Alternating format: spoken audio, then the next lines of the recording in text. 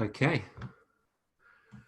Okay, well, welcome to another episode of eCom at One, and today's guest is Chloë Thomas. Now, Chloe's books have been on our bookshelf at eCom One and at home for about 7 years, and Chloe's the author of 5 best-selling e-commerce books, but probably more known now for her podcast, where she's interviewed over 250 e-commerce owners, store owners, marketeers over the last about 5 years, I think, isn't it, Chloe?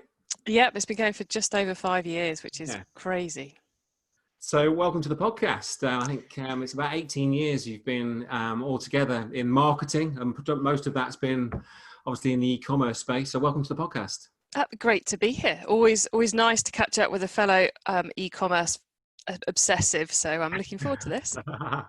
Thank you. So I think it'll be good to kick off and let everybody know just a little bit about your story, really, your career journey to date around e-commerce. Yeah, sure. Well, that could take us the whole show. So I'll try and keep it short for you.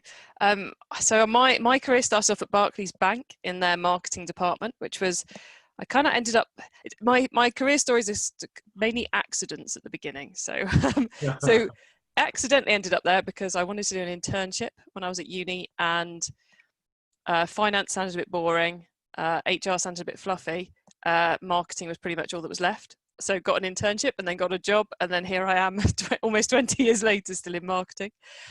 Left Barclays because it wasn't the right place for me, and applied to pretty much everywhere in order to leave Barclays. And the first job I got was with a retailer, Pastimes, which some of your older listeners may remember, was a high street online and catalogue retailer in the UK and beyond, actually. And I was hired to look after their catalogue mailings, and then got a little bit obsessed with the internet.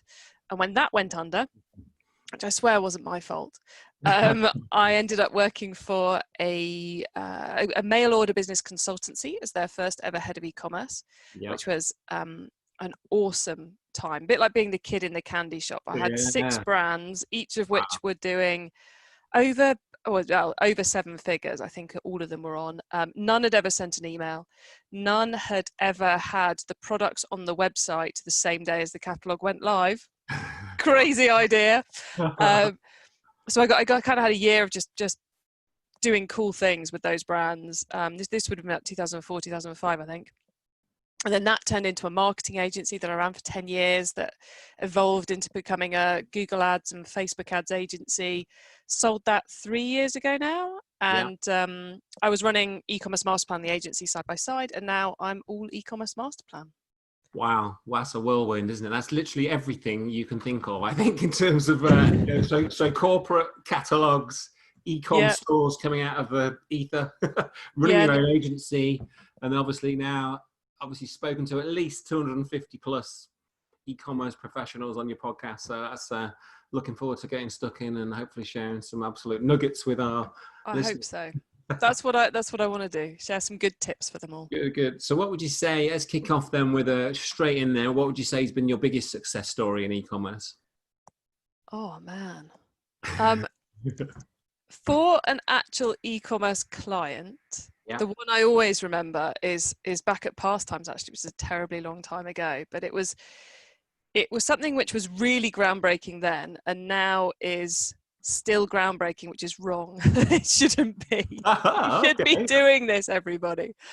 So at Pastimes, we had a fantastic line in resin garden ornaments that looked like Victorian fairies. These were a lot of customers were very passionate about our fairies that went in the garden. And you would occasionally, wandering around the streets of the UK, you would see a garden full of our fairies, and it was a somewhat pleasant sight, but a little bit scary at the same time. So we had some very, very passionate customers, and we had a new range of garden fairies had come in for the new spring season, and we segmented the customers who always bought fairies from the customers who had never bought fairies. And we sent an email to the fairy people about the fairies, and we sent an email to everybody else about something else. We only sent 1 email a week at that time. And the results were just astounding from the fairies people.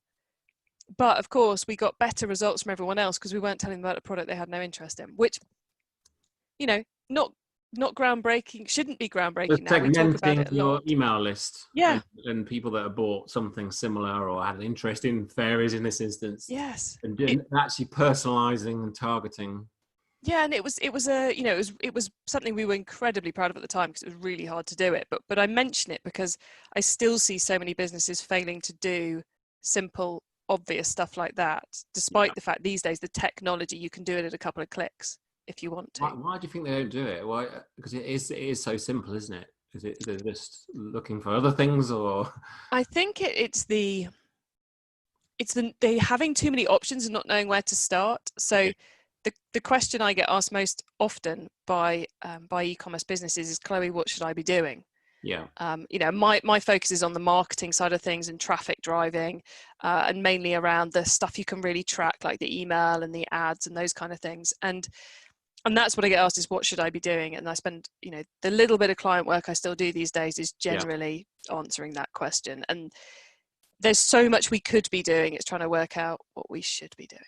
Yeah, I think I totally agree. I think it's like that shiny object syndrome that digital marketers and internet marketers and e-commerce marketers, you know, what's this new thing? Or what's this Facebook pixels and whatever it. Obviously, these are all have their place, but when you find something that maybe works a little bit, keep going, keep pushing, keep trying, keep going through with it, and then so a simple thing like segmenting a database and pushing through, that's brilliant. So that leads us quite nicely on to sort of my next question.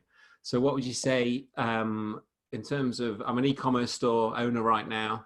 It is now 24th today. We're at 24th of March. Quite a challenging few days for most businesses in the UK over this last couple of days, and quite a few challenging weeks potentially ahead with the COVID-19 sort of outbreak pandemic announcements over the last couple of days.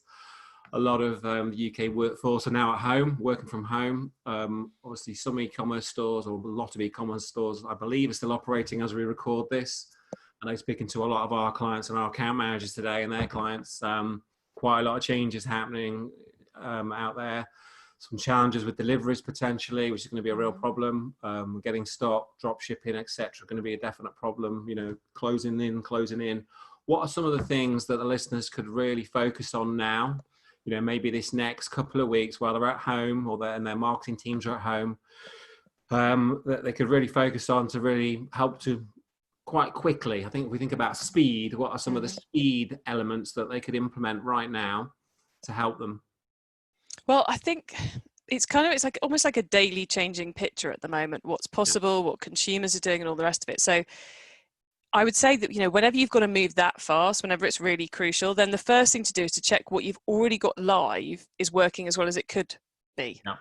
You know, it's not, oh, we need to do new things. You know, whether you're someone who's seen your sales plummet or whether you're someone who's seeing your sales grow crazy, which I know there's some of you in both camps out there at the moment. Yeah.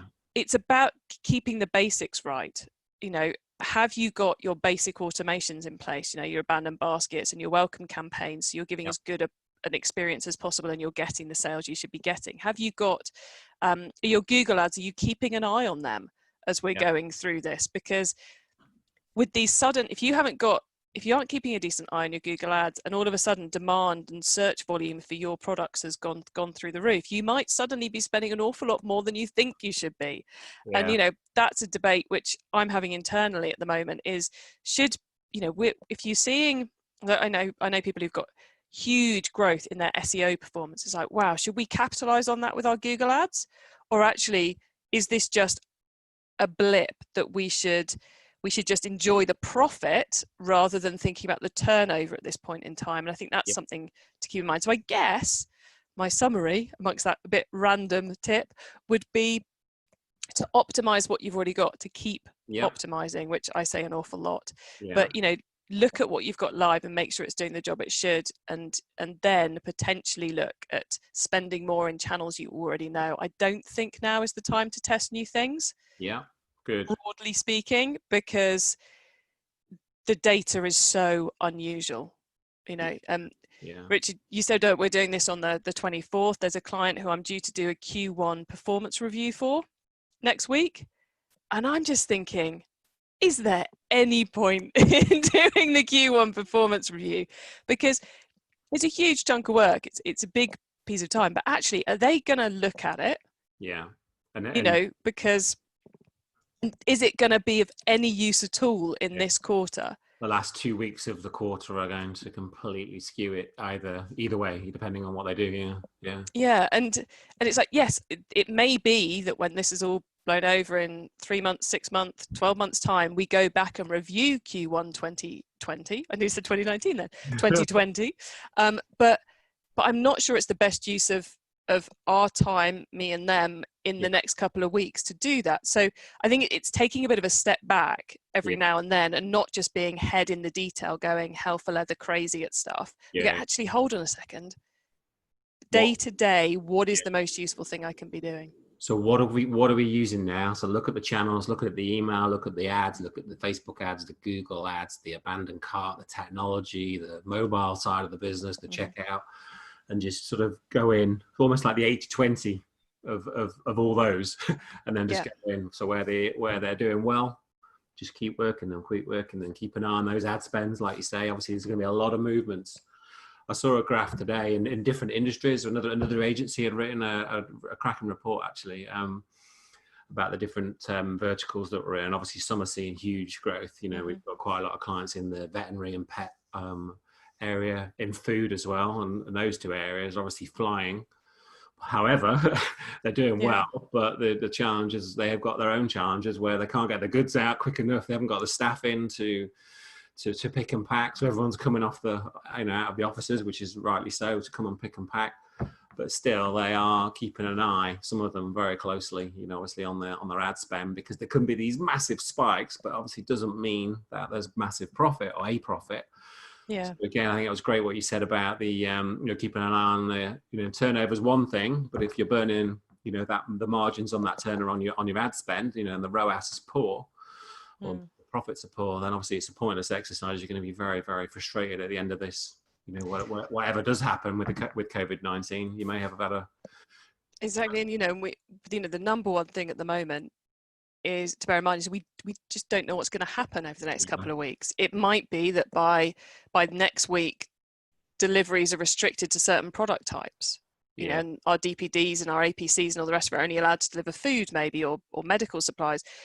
We don't know. There's still questions. I've seen some people asking questions today of, our warehouse staff, is that a key job or not? We're, as of today, not supposed to be leaving our homes unless we have to, and various other things. So it's, there's a lot that's going to keep changing. And whilst I think we shouldn't be cutting back our spend, we should be asking questions about whether we should be increasing our spend at the moment. I think if you can increase it and maintain profitability, by all means go for it, grab that demand. But bear in mind that you don't want to, if it's not part of your business plan to do so, you don't want to be getting orders at a loss at this point in time, because it's not necessarily a good thing. Plus, of course, the overall costs of delivering are potentially going to be higher at the moment if you take into account the fact you've probably got less skilled workers doing your pick and pack if you've got the people down for the offices, because I know when I've tried to answer the phones or pick and pack, I'm not very good at it. So the cost of that, the chance of errors, customer service costs are going to be up because people want to know when it's coming. I placed an order with a high street retailer 2 Saturdays ago. It was supposed to arrive this Saturday. Hasn't yet appeared. They told me on Saturday that they knew it hadn't yet appeared and they were working on the backlog. No communication since then, apart from to tell us about their store opening hours. So I'm not going to chase them up because I get what situation they're in, but I suspect they're getting an awful lot of people going, where's my product? Well, I have to admit, I was almost one of them this morning. I ordered it. Obviously, we came home on Tuesday, and webcam wise, I was like, right, I better just get a better webcam for the what I thought would be a few weeks at home, or maybe a few days initially, but then obviously dawned on me quite quickly it'd be a few weeks. I went onto Amazon, no webcams anywhere. This was 5 days ago, and then so I ordered one from somewhere else, and it sort of said next day, but that was 4 days ago, and it's not arrived. Which I've not contacted them. I thought I'll just leave it for now. I think you look great, by the way. This is just using the webcam that comes with my Mac, so it's not too bad. It's the 15 lights that I've got on me that work. Yeah, I haven't ordered my lights yet.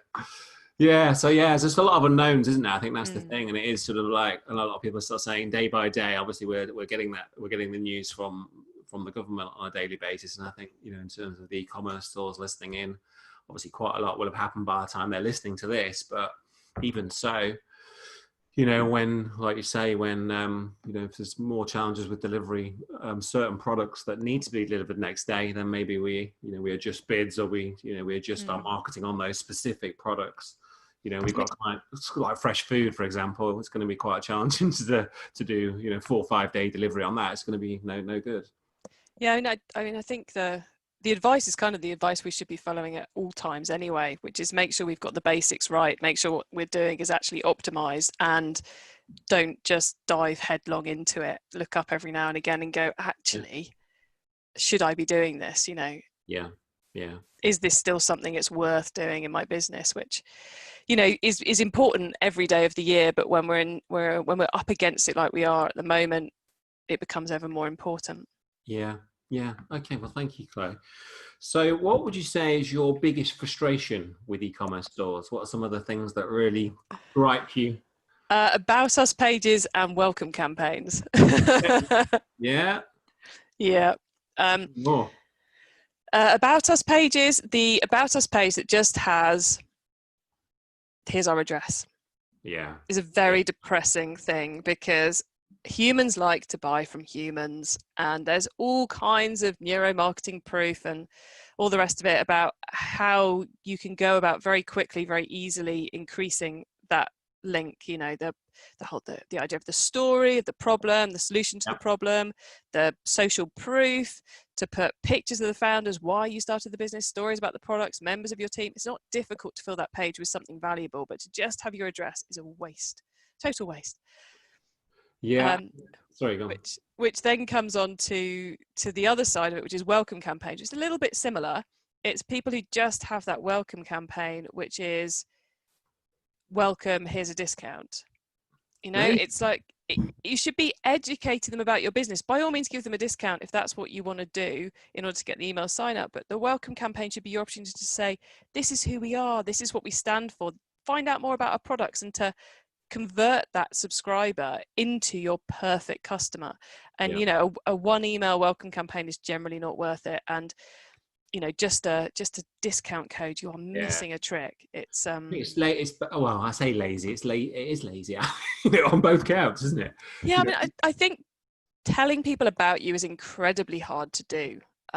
You know, I say this, and I have no welcome campaign. All right, be honest, I don't have one. I have an about us page that I always hate. Whenever I get around to looking, I go, oh no, it doesn't say anything it should do. But at least when it's you're there. talking about yourself, if you've got, it's quite hard, isn't it? It is. That's the hardest thing. You go, well, I've done this, we'll do that, we'll do that. Oh no, that's cringy. But yeah, people want that. I mean, they're two brilliant ones.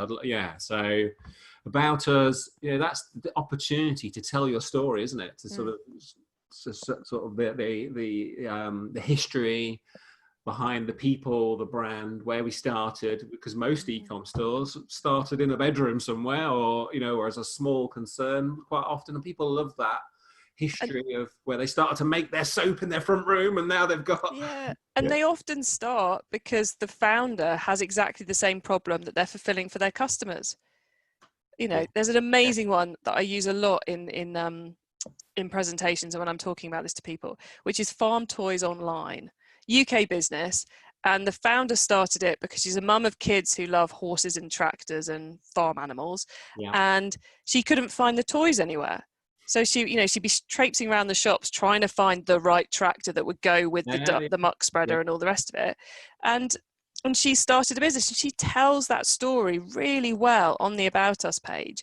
And you can just imagine there's mums going, yes, you get me, you know me, you understand my challenges. You're just like me.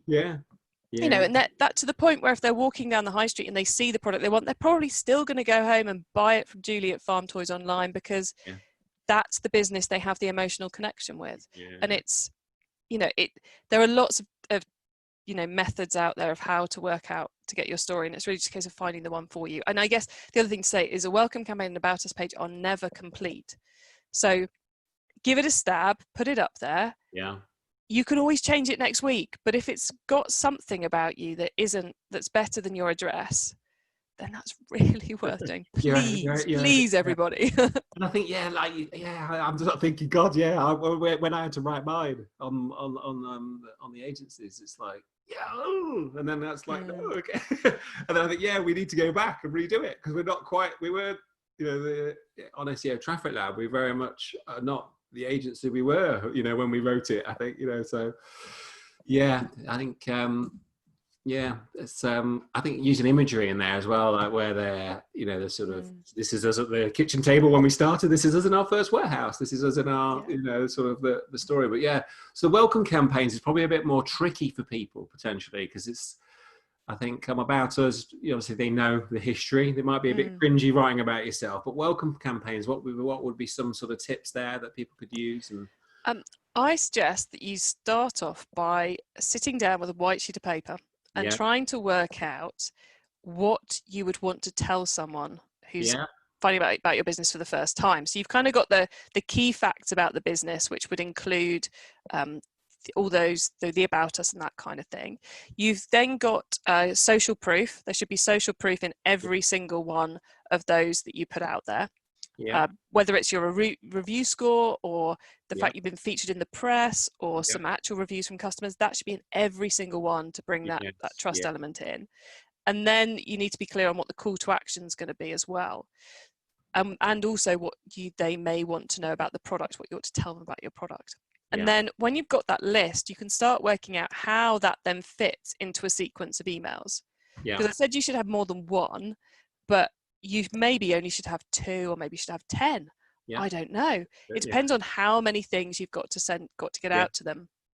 And within that, if you want a couple of really quick and easy things to put in, have one email, which is just what your customers love about you. So it's literally just a customer review, a customer review, a customer review. So easy to create, but so powerful in showing your customer, your new customer, what your existing customers think is great about you in their words. A brilliant email to do. And also, if you've had reviews in the press or you've been featured in things, do a whole email just about that. Really simple emails, high value content that's going to tell a bit about your story without you even trying, which will help. So when you say, for clarity then, so the guys that are listening, so you've got a welcome sequence, from people that have bought something from you. But then you've also maybe got a welcome email from somebody that signs up to a newsletter. Would that differ? I use thank you for picking me up on the clarity on that. So I use welcome campaign to mean a new email sign up. Something which happens after someone's bought, for me, is a post-purchase sequence. Okay. So I am exclusively talking about new email sign-ups who haven't yet bought from you. Two very different things. But that's not to say some of these emails you might reuse in a post-purchase sequence to people who haven't already got the welcome campaign, or people who want to send it to twice, because sometimes it's worth doing that too. So do you have any preferred sort of providers for the email? Obviously, I know if you're using Magento, Shopify, obviously a wealth of different platforms out there, but have you got any specific sort of tools and tricks or tools that you'd recommend? Email providers? I don't have a preferred. I think there's a good fit for each business based on what they're currently doing. So I think it's worth looking at what you want to do, what you should be doing, who you need to integrate with, and then find out which platform works for you. I hear good things about Klaviyo.digital, Omnisend. I use Omnisend myself.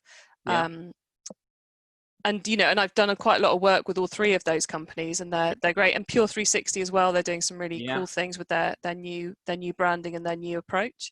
But it is about trying to find the right one, because that's where the power is finding something that works for you and does what you want to do. And it's as important a decision as picking the right website provider, in my opinion. No, good. I do think, I think they're two brilliant ones, to be honest, and quite simple to implement, which is the key as well, to write, especially the About Us, to be able to create that About Us. Obviously the there's no real technical requirements there. It's creative, it's content. The welcome sequence, obviously you need to have a provider to send the emails, which should be relatively straightforward. And then just decide on that initial length of sequence. Like you say, start off with 2, but maybe start off with 2, get it live, and then build it out. But at least it's live. At least you're winning because you've got something rather than nothing. So yeah, they're two great ones, and quite ones. Really good, really good. So how would you say e-commerce businesses could set themselves apart from their competitors? It's mainly about story these days. In the UK, we operate in the busiest, most competitive e-commerce space in the world. Yeah. And consumers have no end of choice. They can buy it from someone huge who they trust. You know, they can get it from Tesco, from Amazon, from eBay, the huge companies, or they can get it from you, or they can get it from one of your competitors. They have so much choice. And you know, we got the basic triggers like price and delivery, but actually if you can put some emotion into it and you can tell your story and you can build that connection with the customer, be trustworthy, prove that you're trustworthy and treat them well, that's how you're going to, you know, that's really kind of the only USP left, I think. Yeah. Trustworthy. It's the human connection. Yeah. Yeah. So who would you say is doing that quite well at the moment? Obviously, a lot of places are doing that quite well, but is there any sort of newer brands that you think are doing it particularly well that are stand out? Snag Tights. Snag Tights. I think I saw that. It's my company, isn't it? Yeah, they've been around for 2 years. Yeah. They sell tights, but they have taken being customer focused and putting the customer first to the nth degree, to the point that they started the business with just one page, and they only built additional pages when the customers asked for them. Yeah, wow.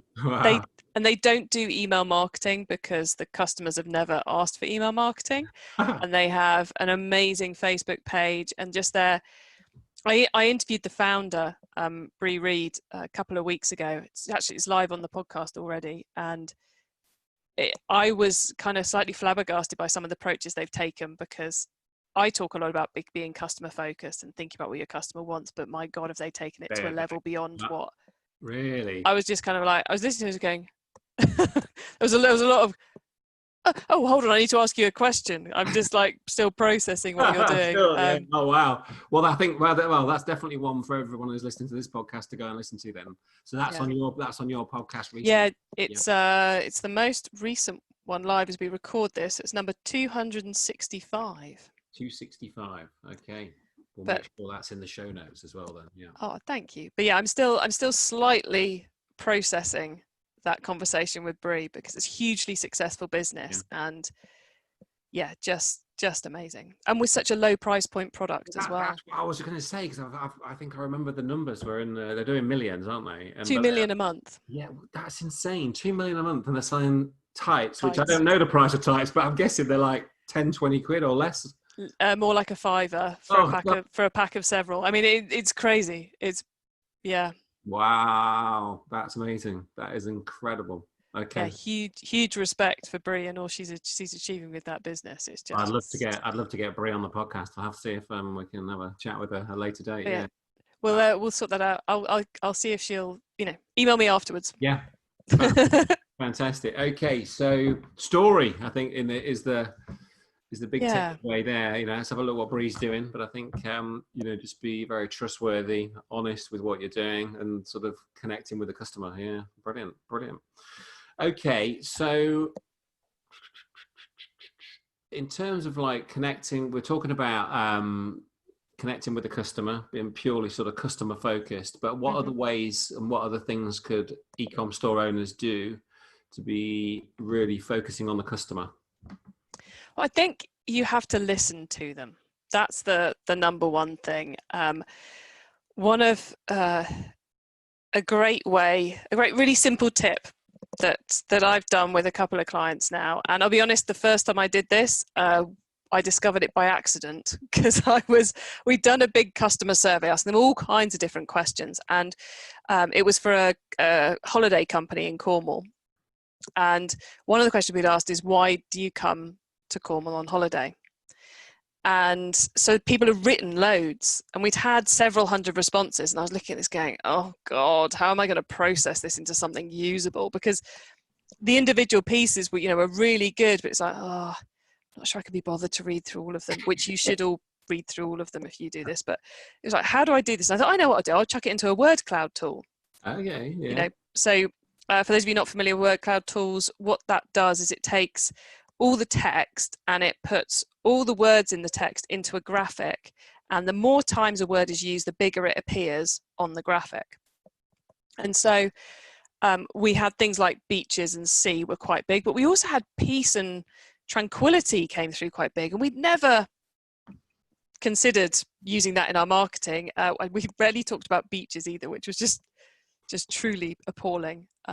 But we all live in Cornwall, so why would you talk about the beaches? The beaches are just there. So what we did with this word cloud was we printed it out and gave it to each of the team who created content or who spoke to the customers as a visual reminder of the things the customers cared about in relation to our product. Yeah. So simple, because you look at it, you go, oh, beaches is quite a big word, and we haven't spoken about beaches in social media for the last week. I need a picture of a beach. And it was so smart. That is so smart. Literally, I think that is so clever, and so again, so simple. So simple, because everyone gets into that rut of talking about the same thing on rotation. For us, it was dog-friendly holidays. Still hugely important to talk about it, but we talked about dogs far too often, and peace and tranquility never. We never talked about peace and tranquility. So we came across it by accident, but I've used it for a few people since, and it is it's super powerful. So So that starts off with a questionnaire. Just like looking for sort of one-word answers, sort of thing in the questionnaire. Or you want them to write lots, actually. So you want it to be a question like, if you were a beauty retailer, you might say, what's important to you in your beauty regime, or how do you choose your beauty products? So you want them to write a paragraph, because the more they write, the more juice you get to turn into the word cloud. And you should also read through them all and see what key things are coming out. But it's a way to quickly improve content marketing. I love that. Like you said about processing that, your previous podcast. Yeah, that is. I can see how we could really use that ourselves in a lot of areas. Like, so for obviously, like you said, your social media team have then got that cloud. Your people on the phones have got that word cloud, and they're, or if you're in that instance, they're booking is it a holiday type? Yeah.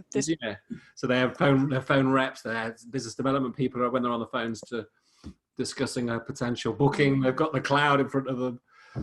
All their marketing material, obviously, their about us page, their social media channels, every touch point, you've got you'll be using probably the 2 or 3 same areas, but you've probably got a nice dozen then to go at, just to tick off, those ones that you're missing because you're seeing them every day, like your instance where you're at the beach every day. It's like, who comes here for the beach? Oh, you actually want us to talk about beaches? Oops. And especially for smaller businesses, if you're hiring a freelancer or a VA to do your social media, it's such a quick way of helping them understand these are the things our customers care about in relation to our products. It's so much easier. Yeah, no, Chloe, that's genius. That is so good. That is so smart and so simple. Love it. Thank you for that. So, my pleasure.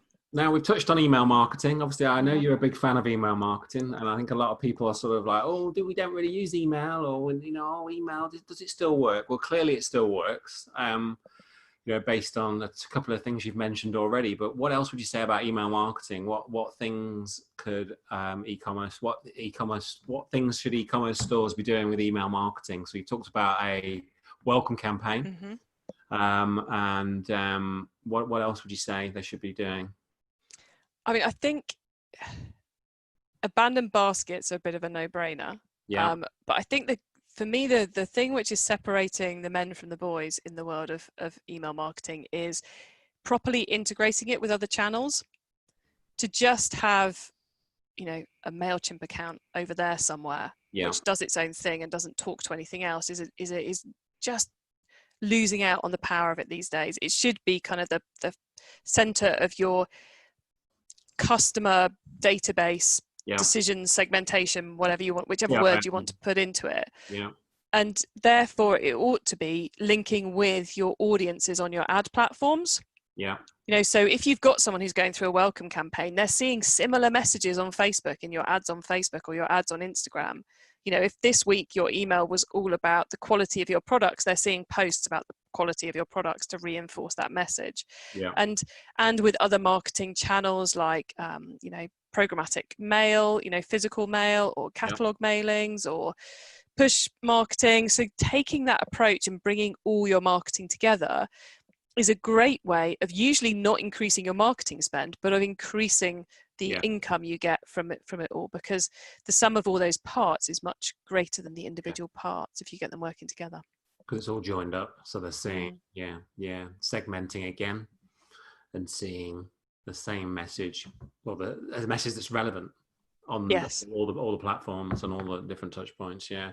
So you're a big fan of email marketing. Lots of options out there. Again, would you have any sort of recommendations? I mean, I think I know what the answer is going to be. It'll be dependent on where you are and what you do and how sort of the size of the business. But is there any sort of really, let's say you're doing $100,000 a month on Shopify. Is there any sort of go-to tools providers you would recommend for that? No. But I thought I was going to get you there. Yeah, you're not going to get me. I think key things, if you're reaching that kind of level of turnover, key things you must have in your email platform is that it fully integrates with your e-commerce store. So all the emails you're sending are going out through the same system. So you can do the order confirmations in there, so you can see how well that's working and immediately send it into post-purchase. You're not using your abandoned carts from your store, you're using it from an integration. So you're getting all, the best possible quality of every campaign you send out, and all the tracking, and it's all in one place, so you don't forget about it. Sometimes I analyze people's results and I'm going, oh, apparently you have an abandoned cart, and they're like, oh we couldn't do it ourselves, so we got someone else to set it up. I'm like, okay, what does it look like? I don't know. I haven't looked at that in ages. It's like, it still says hi first name or and it's the branding from 20 years ago with none of the current product range, and you're like, right. I remember it well. We don't do any e-com builds anymore. We stopped about 2 years ago, but I remember going in and the welcome email, abandoned cart, and it would be literally hi, we see that you are interested in X, and and the language in some of those default settings was so bad. And I can imagine how many are still out there, like 5 years later, still, like you say, branding wise and message wise, and it'll be just all over the joint. So just pulling it all into one central system, so all those touch points are, you can look at a individual account, email address, customer, client. It's like having a CRM, isn't it, ultimately? Yeah, and kind of like the product database and analytics, and they're all in one place, which just makes it so quick to do things. Because I know a lot of people are seeing great results from some abandoned browse activity, and there's so much you can do if it's easy to do it, and there's tools out there now which will make it so easy to do it. You've just got to have the right tools in place, and then you'll be flying. Fantastic. So I know you go to a lot of events. I know that you speak at a lot of events, over the years. What would you say would be your sort of top couple of expo recommendations for e-com store owners? I know there's quite a lot to go at, and there's obviously, again, quite a lot of variables there, but what's your sort of go-to if you're an e-commerce store owner, marketing manager? What would be in the diary this year, assuming that COVID-19 is not going to throw it all out any further? I think for all retailers, I think you have to either go to eCommerce Expo or IRX, Internet Retailing Expo, each year, which are the big free events where there's a certain amount of content and where you can trawl the stands and annoy all the supplier side people by not buying from them. You can learn so much in a day at one of those. I prefer IRX, and that's not entirely because I get to chair it each year, so it's probably slightly biased. But I prefer the vibe and I prefer the feel at that event. So you have to go to one of those. Then I guess it depends on what you're after. There's been some brilliant events I've been to in the last year or so, which have been run by software vendors. Okay. So the Digital Summit, the Meet Magento events. Yeah. And they kind of take it to another level because of a couple of reasons. One, everyone in the room has something in common. So if you're on Magento and you go to Meet Magento, all the content is relevant. Yes. You can see someone speak on stage about something, and by the end of the day, you can be, on a trajectory to get that put in place on your site. Yeah. Which is just so brilliant. And, the same thing, the kind of coming from a similar angle is the fact they tend to be very well funded. Quite often you have to buy your ticket to it. There's always sponsors. And the person who's putting it on has a vested interest in making sure it's really relevant to the people who are on that software platform. Yes. So the content tends to be at a higher level, and you tend to get a couple of really amazing people who you would never see anywhere else. Like last year at Meet Magento, in the UK, they had, I've forgotten his name, guy who runs Mage Talk, an awesome podcast from the US, came over and was just unbelievably inspirational. Wow. Another guy who's written a top business selling book on psychology, who just took my breath away. And then at Digital Summit last year, they had Niall Rogers, who was brilliant and took all of his musical knowledge and brought it into the world of business and was absolutely inspirational. Wow. So those events, obviously it's got to be a software platform relevant to you, but they can be ridiculously powerful. Yeah, there's some great ones there. I've not been to most of those, to be fair. Well, the eCommerce Expo and IRX are two that I do go to, and we exhibit at a little, infrequently, should I say. IRX has just been postponed, hasn't it? So it has, I think they announced new dates, didn't they, at the moment? Obviously, that may change. 2nd, 3rd of September it is at the moment. September. And then the eCommerce Expo was crazy busy last year when I went on the first day. I think they say about 14,000 maybe, is it, or something? I can't remember now. I think it was somewhere there, I've never seen an expo as busy, and I think that's just the space in general as well. It seems to be getting busier, and there's just such a good buzz at these conferences. I think I would really recommend anybody listening in to go to those recommendations, at least start looking at when they're on exactly. Obviously things may change around a little bit at the moment, and things are getting postponed, and commit. And I think you get to spend that day out of the office as well, which is what we all need, to go and spend some time with other like-minded people, and the people that have been there, done it, and that are sort of doing maybe exactly what we're doing or what you're doing in your e-commerce store, and they're speaking on stage how they scaled from 0 to whatever it may be, and those specific sort of suppliers that you might be looking for your email marketing or whatever it may be. They're usually all there, aren't they? And they are. Yeah, they're really good. Well, thank you for that, Chloe. So I like to end all the podcasts with a book recommendation. Now, I know you've got quite a lot of books behind you there. But those are all mine, so I should really recommend someone else's, shouldn't I? I'd be keen to see what your additional book recommendation would be. This one. Yeah, The Ultimate Guide to E-commerce Growth. Yeah. This is by Ian and Mark Hammersley. Yeah. I know Ian quite well. Had him on the show myself, on my own show, and it's just I think I personally, slight plug, it goes really well with my book, e-commerce marketing, because my book's all about getting traffic to your website, and this is all about them making your website work as well as it can be. They've broken it down into 7 key KPIs, and it gives you what the average benchmarks are. It talks you through why and how to improve those numbers, and it's a book I wish I'd written myself. I'm slightly jealous. But you recommend that. That's good. That would be my number one. But obviously goes well with your book. It does. They kind of go hand in hand, and you drive the traffic with your book, and then they help you to convert more. So get the KPI, get the 1% to 2%, to 2% to 4%, etc. Yeah, fantastic. Well, thank you for that. So I think there's some exceptionally and brilliant takeaways. And that's gone so quick, Chloe. That's It gone has, hasn't so it? quick. I was just looked at the clock. I was like, no way. So thank you so much for being on the podcast. It's been absolutely fantastic.